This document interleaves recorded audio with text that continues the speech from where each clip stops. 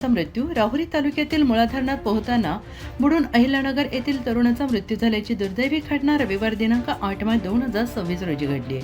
अहिल्यानगर शहरातील बालिकाश्रम रोड परिसरातील रहिवासी मयूरलाला कांबळे, नैतिक सोनटक्के, रोहित कांबळे, विनय किस्ती, आकाश प्रभुणे येथील 5 मित्र हे रविवार दिनांक 8 मार्च रोजी दुपारी 3:30च्या सुमारास फिरण्यासाठी राहुरी तालुक्यातील मुळा धरण येथे आले होते आणि त्यानंतर धरणात पोहण्याचा मोह हा मयूर कांबळे आणि नैतिक सोनटक्के यांना आवरला नाही आणि ते चमेली गेस्ट हाऊसच्या पाठीमागील बाजूस पीरबाबा दर्गाजवळील बाजूने धरणाच्या पाण्यात पोहण्यासाठी गेले। धरणाच्या पाण्याचा आणि खोलीचा अंदाज त्यांना आला नाही आणि व्यवस्थित पोहता येत नसल्यामुळे ते बुडू लागले। त्यांनी आरडाओरडा केला असता परिसरातील नागरिकांनी घटनेचे गांभीर्य ओळखून जीवाची पर्वा न करता त्यांना वाचवण्यासाठी धरणाच्या पाण्यात उड्या घेतल्या।